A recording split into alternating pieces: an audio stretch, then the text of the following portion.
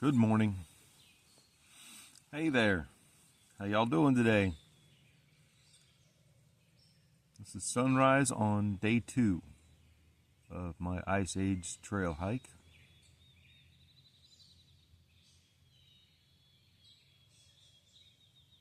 I don't know if you can hear it, but among all those wild birds as the sun comes up in the background, there are even some wild turkeys.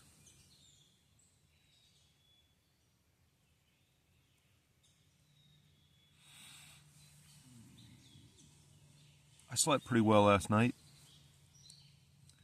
These sites are pretty uneven, so I rolled a lot, but I don't know, I still got a pretty good night's sleep. For the first night on trail especially. Sometimes that's a challenge for me. Woke up to the sunrise and the birds just chirping away all over the place.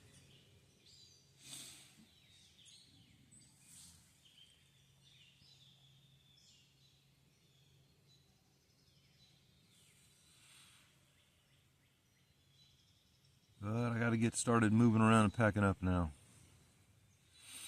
Got about a 12 or 13 mile day planned today.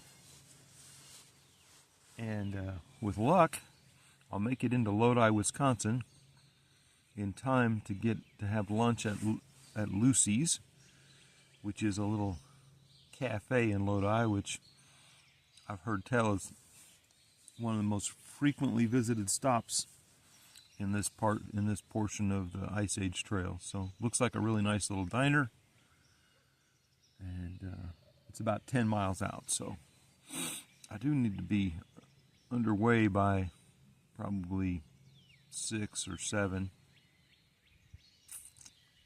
and it's only about 5 o'clock now, so I think I got the time and feeling pretty good. So hope your days are getting off to a good start as well. And this is Data, getting ready to put a foot under it. So it's about 7 o'clock, and I am finally out on the road. This is the place I stayed last night. A little more detail on it if you want to read that. I'll pause here for a second, but basically it says that this is a part of the Laurentide ice shelf that melted away and left little or no vegetation. And then there's a story of both how Native Americans used to use fire intentionally to maintain this area, and then how some of the kind of things they're trying to do to restore it. Maybe even intentionally through the use of fire, from what I can tell. I'll learn more about this. Part of it is clearing away stuff that doesn't belong here. Especially, it looks like things that are non-fire tolerant. But that's probably why they have signs up at the campsite that say no fires, because they don't want you to set your own fires here, because the fires set here are a part of the process of trying to restore this prairie. So thank you very much to the Ice Age Trail and the folks doing this restoration work. So here's something I really like about the Ice Age Trail, is because it's built out of what maybe originally were forest preserves or something, smaller hiking trails. Even before it was the Ice Age Trail, I think in some cases,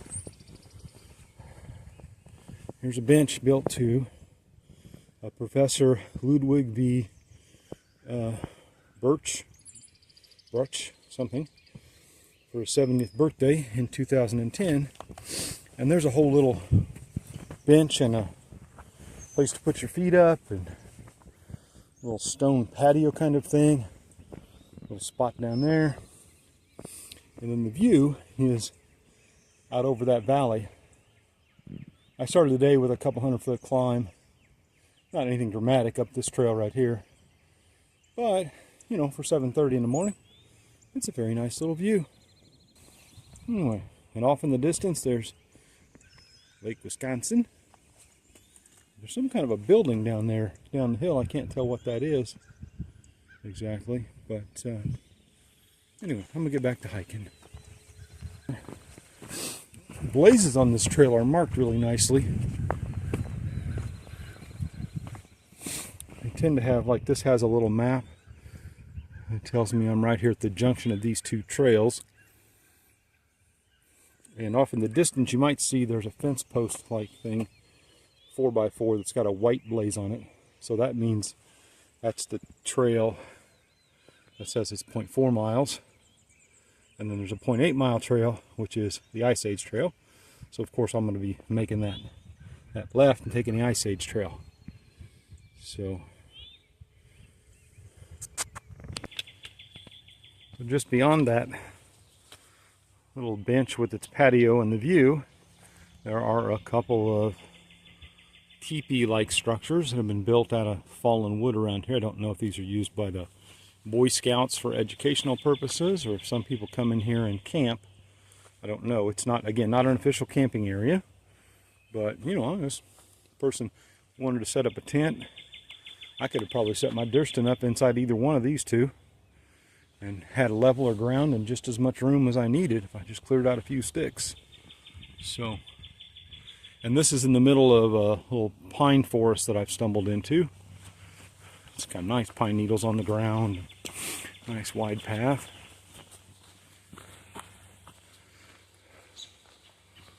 Kind of a part of a trail, a little bit of a mystical feeling to it there. The sunlight coming through the pine trees.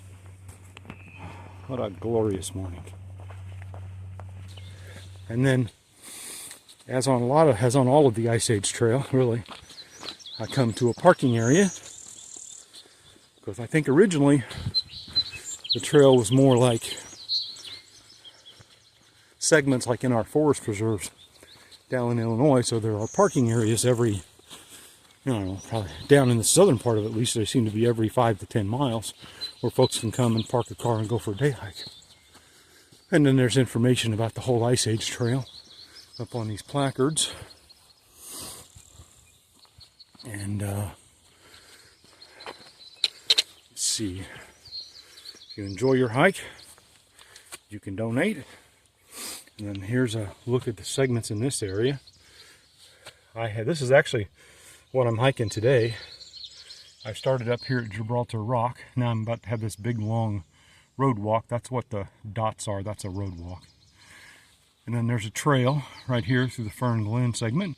And then there's another road walk. It's a pretty good length down to Lodi, where I do an out and back to the Lodi High School and then go down Main Street, where I will hopefully get there in time to have lunch at Lucy's.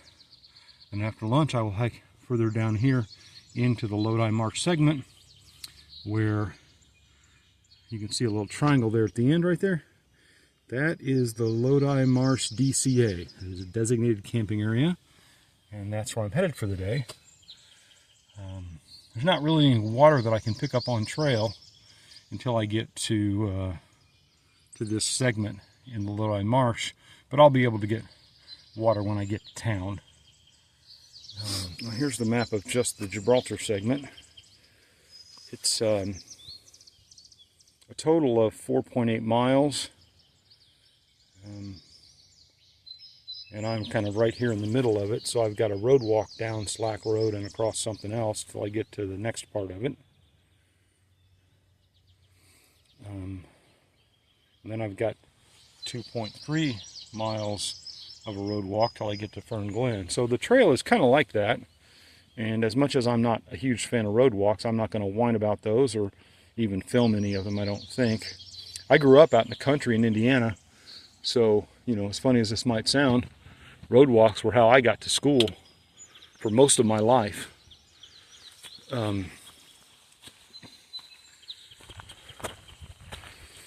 And when I was in junior high school especially, the bus ride was like 45 minutes or an hour, and the road walk was probably more like 15 or 20 minutes, maybe half an hour, part of it along train tracks. So, and I walked all the time I went to elementary school too. It wasn't until I got to high school that I had to ride a bus, and by then I had a car. So me and road walks on country roads are old friends, but it's not the kind of hiking that makes for good film very much. So I might capture some of the handsome Wisconsin farming land as I see it, but I'm not going to show too much of the road walks because they all look the same. So Anyway, this is Data signing off from the midpoint in the Gibraltar rock section. So I know I said that I wasn't going to film a lot of the road walks, and I'm not, but I did happen to catch this little state road going down this hill, and up on the hill on the far side there is just the nicest looking little, I don't know if you'd call that a mansion, it's kind of far away to see that, but you can look way up on that hill. I don't know if it's a mansion or not, but that fella has a view, to be certain, because he's looking down this valley to my left. Probably can't see it too well through the trees, but that's Lake Wisconsin over there with a little bit of morning fog on it. And he looks all the way down this valley, right off the top of that hill. So I'm now at the midsection in the southern half of the Gibraltar Trail. And again, for folks who want more information, if you're in the area, at almost every single Ice Age trailhead, well, all the ones I've been to anyway, there's some kind of a signage posted like this. This one's connected to the Lodi community, which is very, very much a trail town, a trail supportive community. So I'm headed up these nice little stone steps up that way to the actual Gibraltar Rock, I believe.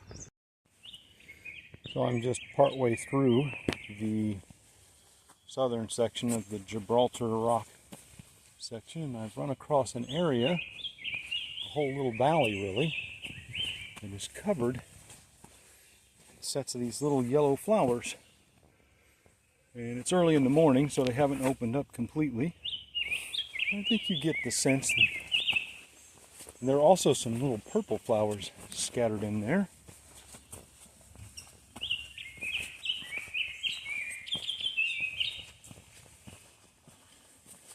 And the bird.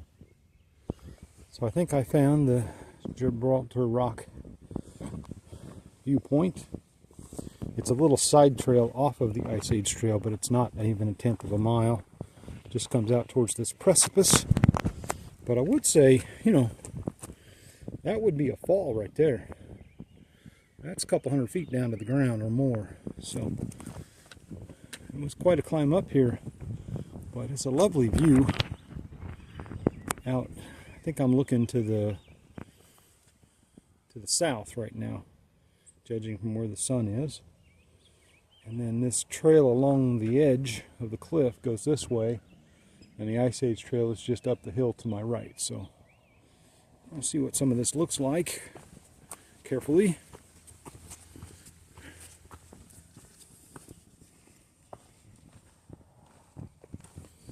Well, it's pretty scenic.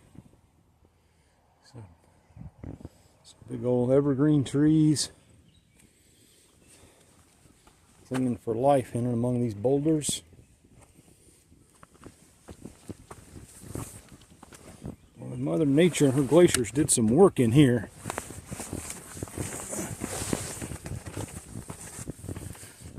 The sound you hear is my pack. I don't think I'm going to climb out there, but it's a long way down. And then joins back up with the Ice Age trail right here. You can tell by that yellow blaze. This might actually be the Gibraltar Rock site itself, because it's kind of cleared out and right off the Ice Age trail.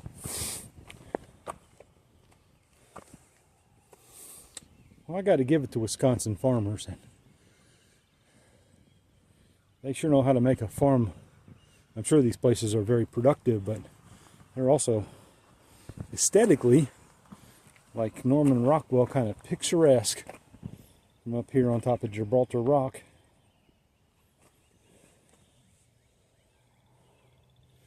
Even off in the distance, you can see the quintessential red barn and silo.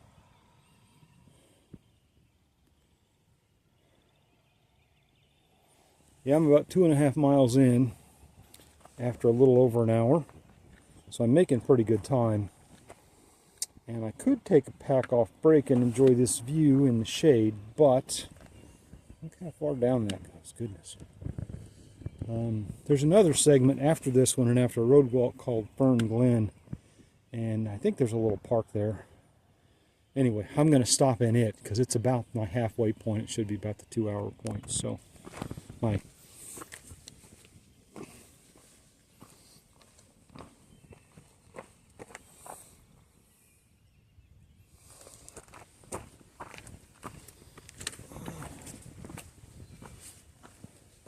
as soon as I think to put the phone and camera away, I turn a corner, and there are even more spectacular rock vistas to capture.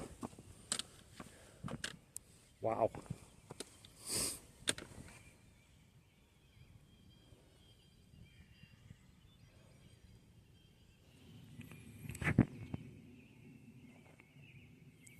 It's another view from kind of what I think is more the north end of the Gibraltar rock configuration out over this valley, looking more now to the southeast.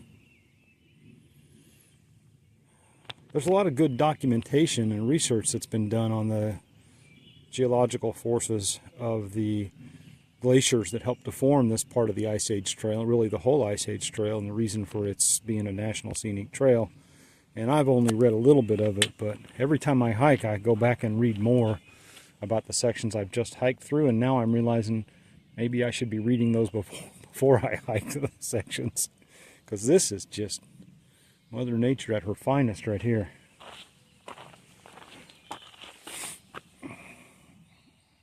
Really.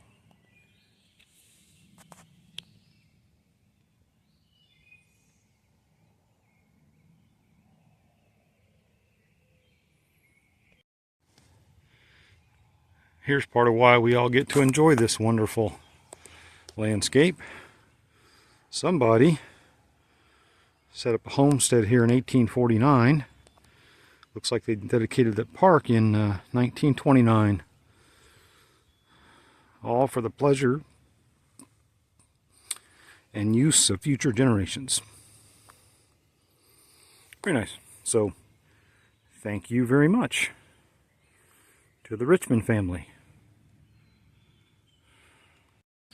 Starting off this morning, I thought, because of the road walks on this section, I was not going to have a lot of interesting video material to catch. Man, was I wrong about that.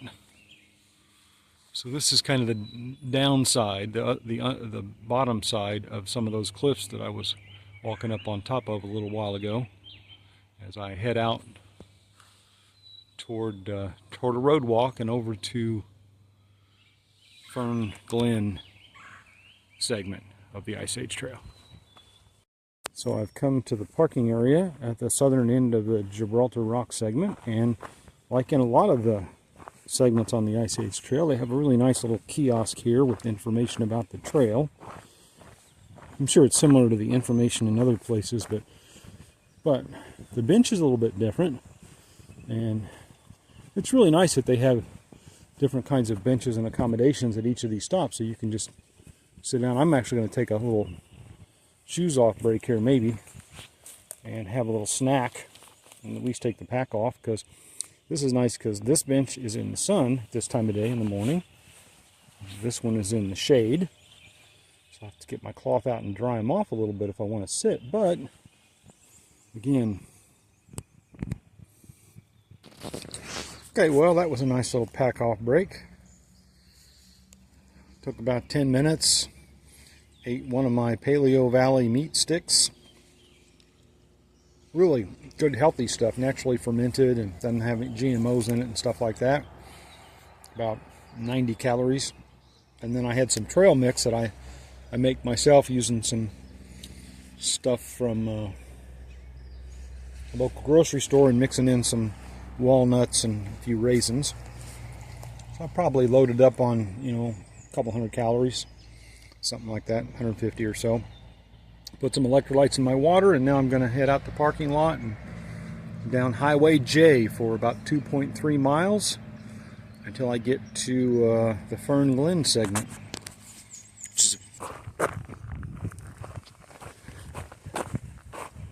So I'm about halfway through my road walk. Actually, a little more than that. It's 2.3 miles, and I only got about 0.8 of a mile left. But I am remembering now that there are great big old trucks sometimes on this kind of a country road walk, so you just gotta slow down and scoot over. And there are a lot of them on this road. You can see them kicking them. Must be a gravel pit or something around here.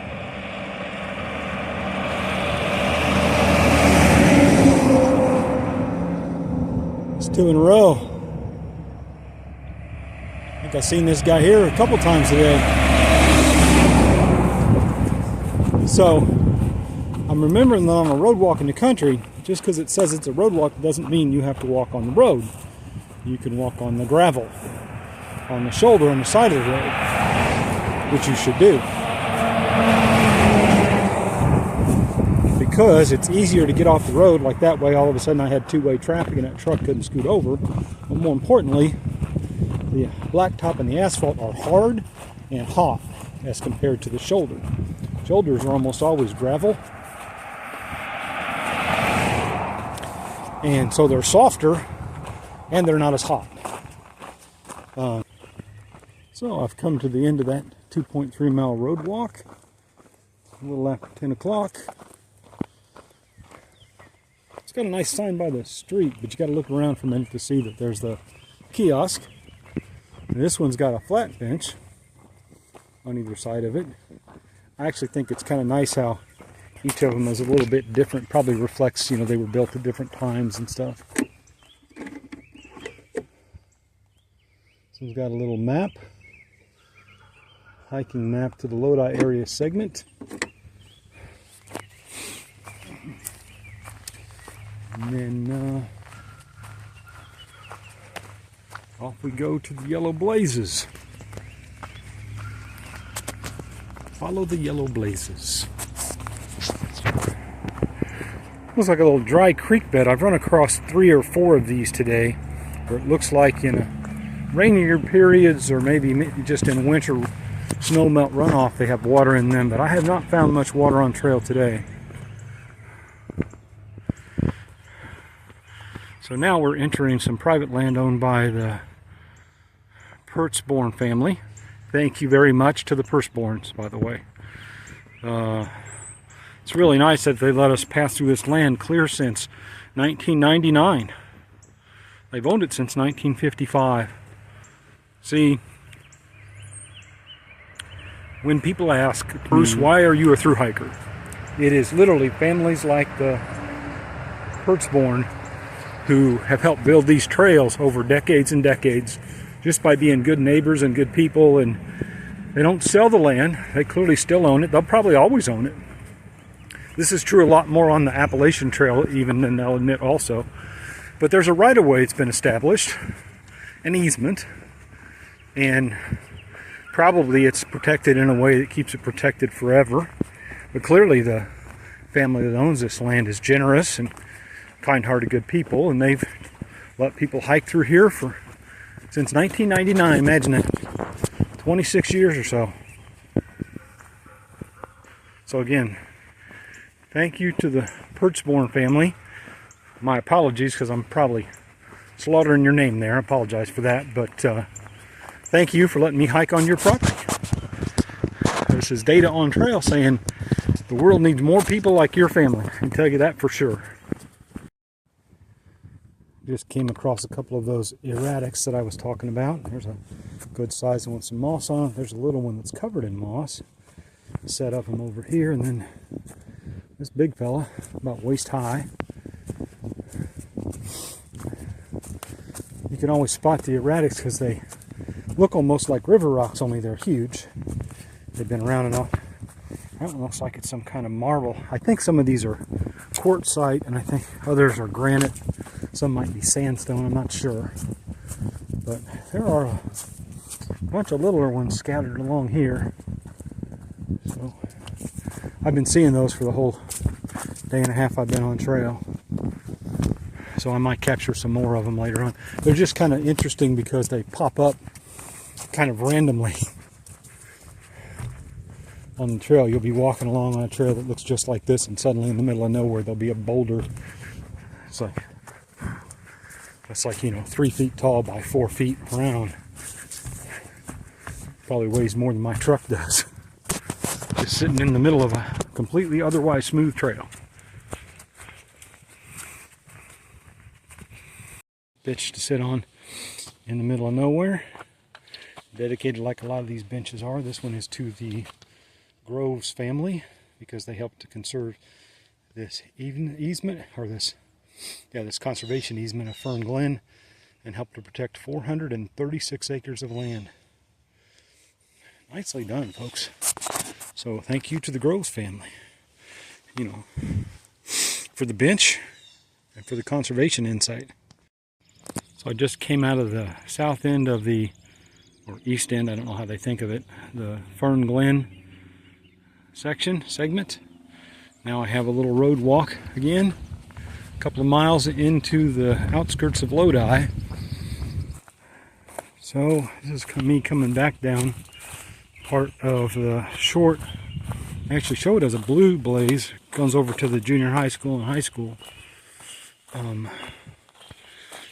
But I got lost a couple times. Unless I get down here and it shows me which way to go, it's a little hard to tell. Okay, here's the trail. So the blazing along the street to get to this section of the trail could use a little bit of help. Just the road walk portion to where this section begins is where I got kind of off trail. So, but looks like I found the trail again. That is the first time in a day and a half I've been off trail. So now I found another set of blazes for this part of the trail, which are different from the first set I found. So I will have hiked the whole thing eventually, but this is really the only section where there's been the issue with the blazing.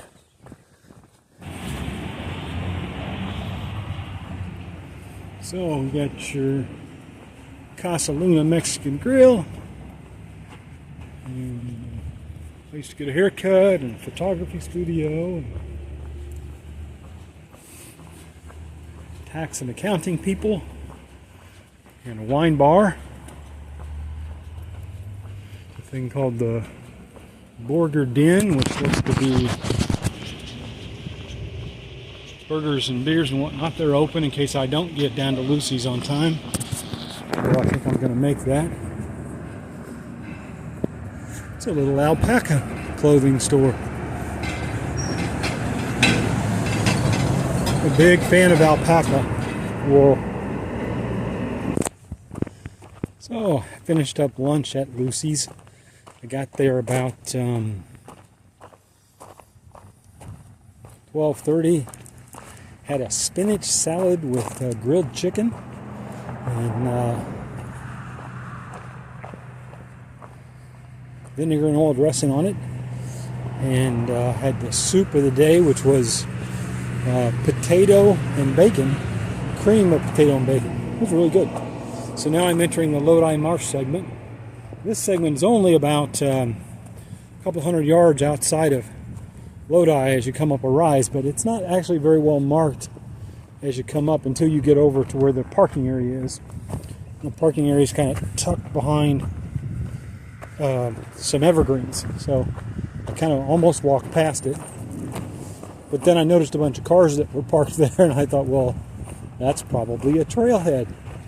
Do more than I need. So it's supposed to be that once I get south of the Lodi DCA tomorrow, that there's water available on trail from various streams, and there's a trout stream at one point that's supposed to be really nice to get water out of, but I don't know that, and I don't like running short on water, so I'm carrying a little bit heavy just for this evening, and it's 1:30.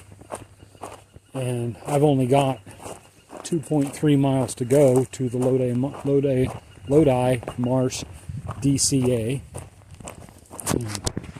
It's a handsome old train bridge there. If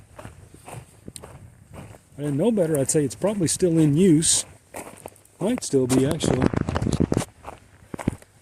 Oh yeah, see, here's a stream where you could easily get some water. Even kind of like little places for you to anchor your feet. The water's flowing pretty solidly through here.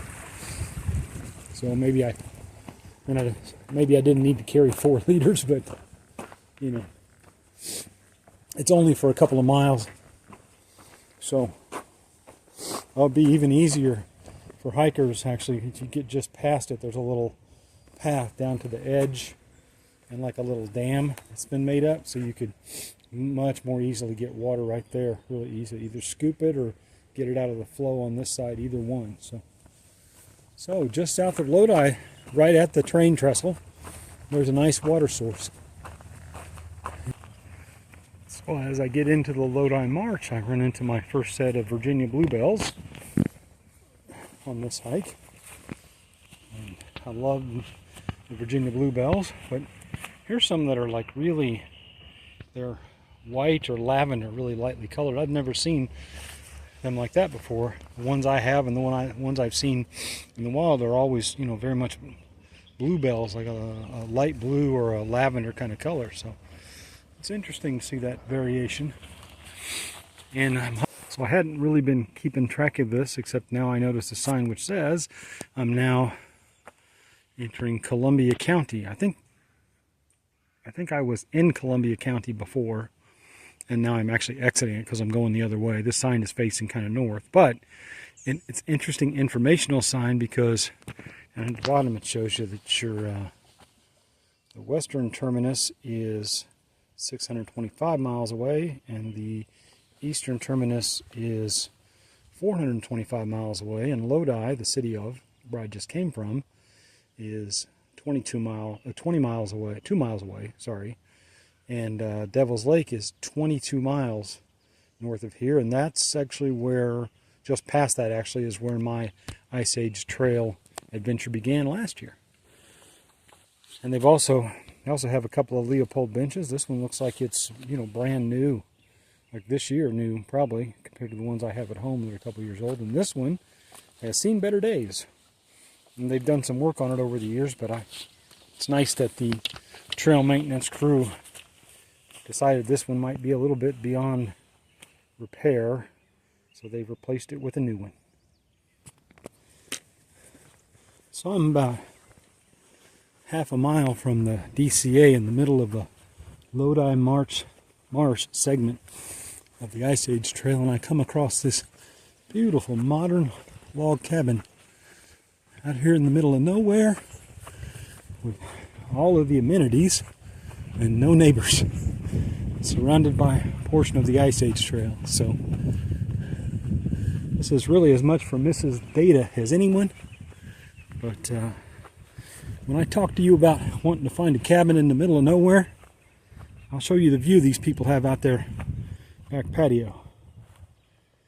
This is the Lodi Marsh segment of the Ice Age Trail, and it is just hundreds of acres of restored prairie and woodland. And these fellas, these lovely folks, found a way to get themselves a log cabin right up in the middle of it. So off in the distance is the cabin that I pointed out earlier, and between here and there I've walked for 20 minutes through a fully burned out, controlled burn and revegetation program that they're doing on this part of this prairie. And this makes me very happy to see, as odd as it is to say that about such a stark landscape, hundreds of acres all burned off like this, but this is the natural process that prairies go through, and when they don't go through it, they become very unhealthy and they get dominated by certain sets of plant species and not others, and that has an impact on the insect life and the animal life. So we've interfered with that process over the centuries, and now in these reserves we go back and try to make that right by having controlled burns. They do these down in Kane County in the western suburbs where we live, and they are a little stark and shocking when you first come up on them, because that's clearly, this is hundreds of acres that have been burned right down to the ground. But if you look real close, this was probably last fall, you can see life springing forth all across this prairie, just like it would have originally when Mother Nature had set this fire. Well, there it is, the DCA for this segment where I'll be camping this evening. That's what the sign looks like. It does look like my hike tomorrow morning will begin with a little downhill jaunt. That's always a nice thing to know as you head to make camp. And it looks like the DCA is not really even very far off trail. It does look more level than last night's. This is again in the Lodi Marsh segment.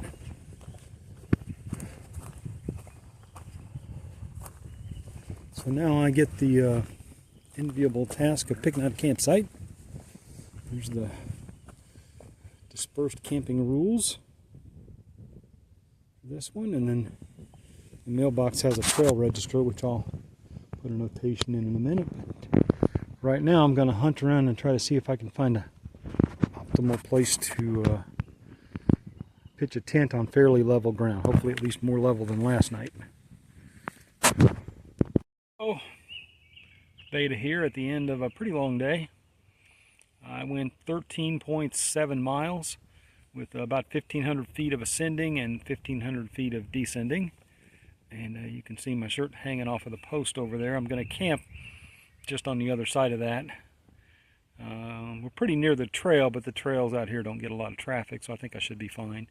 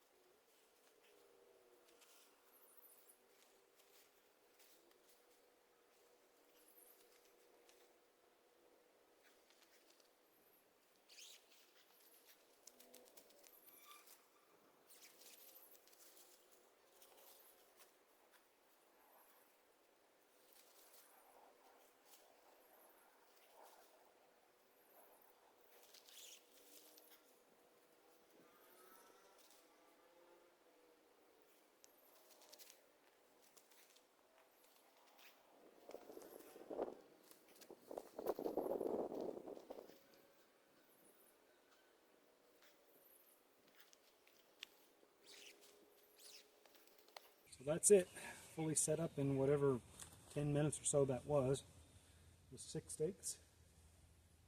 It does set up amazingly easier on something like flat ground than on the slope I had last night. But 6 stakes, 10 minutes or so. The Durston X Mid Pro 1 is all set up and ready to load in with my gear.